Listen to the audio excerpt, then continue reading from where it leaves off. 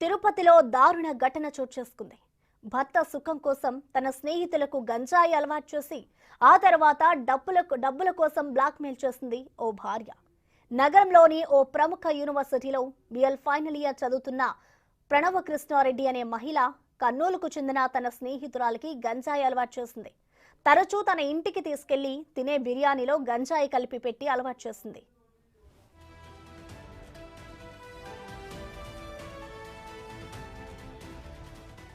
అయితే ఆ యువతి గంజాయి మత్తులో ఉన్నప్పుడు తన భర్త కృష్ణ కిషోర్ అత్యాచారం చేయించి స్వయంగా వీడియోలు తీసింది భార్య ప్రణవ్ కృష్ణారెడ్డి.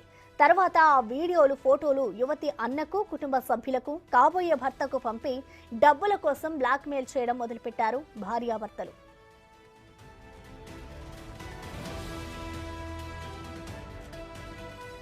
వారి వేధింపులు ఎక్కువ కావడంతో ఎమ్మార్పల్లి పోలీసులను ఆశ్రయించింది బాధితురాలు. భార్య భర్తలు ఇద్దరు గతంలో కూడా ఓ యువతిని మోసం చేసి 5 లక్షలు కాజేసినట్లు సమాచారం. బాధితురాలి ఫిర్యాదు మేరకు భార్య భర్తలను అరెస్ట్ చేసి రిమాండ్కు తరలించారు ఎమ్మార్పల్లి పోలీసులు.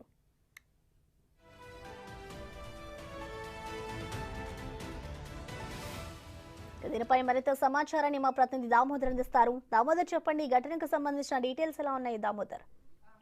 ప్రసన్న, తిరుపతిలోని ప్రముఖ యూనివర్సిటీలో బిఎల్ చదువుతున్న ప్రణవి కృష్ణారెడ్డి అనే అమ్మాయి తన స్నేహితురాలకు మత్తు ఏదైతే గంజాయి మత్తు అలవాటు చేసి ఆ తర్వాత ఆ అమ్మాయి మత్తులో ఉన్న సందర్భంలో తన భర్త చేత అత్యాచారం చేయించి ఆ వీడియోలు ఫోటోలు తీయించి తర్వాత వాటిని వాళ్ళ తల్లిదండ్రులకు చూపించి ఈ బ్లాక్ మెయిల్ చేసి వారితో డబ్బులు తీసుకోవడం అలవాటుగా చేస్తుంది. ఈ విధంగా ముగ్గురు అమ్మాయిలను చేసింది. చివరి అమ్మాయి ఈ అమ్మాయి ఒత్తిడి తట్టుకోలేక డబ్బుల కోసం బెదిరింపులు తట్టుకోలేక ఆమె ఎమ్మార్పల్లి పోలీసులకు ఫిర్యాదు చేయడంతో పోలీసులు ఈ కేసును ఇన్వెస్టిగేట్ చేసి ఏదైతే ప్రణవి కృష్ణారెడ్డి దగ్గర ఉన్న ఫోటోస్ వీడియోస్ అన్ని స్వాధీనం చేసుకున్నారు. వీటితో పాటు ఆ అమ్మాయి మీద పోర్న్ యాక్ట్ తో పాటు మరో 2 కేసులు నమోదు చేసి అమ్మాయినే ఆమె భర్త కృష్ణ కిషోర్ రెడ్డిని అదుపులోకి తీసుకుని రిమాండ్ కి తరలించారు. మొత్తం మీద ఈ ఘటన సభ్య సమాజం తలదించుకునే విధంగా ఉంది. న్యాయవాద వృత్తికి సంబంధించిన కోర్సు చదువుతున్న అమ్మాయి ఈ విధంగా దిగజారిపోయి డబ్బుల కోసం సొంత స్నేహితురాలనే మీదనే ఇట్లా ప్రయోగం చేయడాన్ని అందరూ తీవ్రంగా నిరసిస్తున్నారు. ఈ విషయం ఆ యూనివర్సిటీలో తెలియడంతో ఆమెను సస్పెండ్ చేస్తూ ఇప్పటికే యూనివర్సిటీ అధికారులు ఒక నిర్ణయం తీసుకున్న నేపథ్యం. మొత్తం మీద ఈ ఘటన తిరుపతి నగరంలో సంచలనం కలిగించింది. అయితే పోలీసులు బాధితుల యొక్క వివరాలు బయటకు తెలియజేయకూడదని రహస్యంగా ఈ విషయాన్ని ఉంచారు.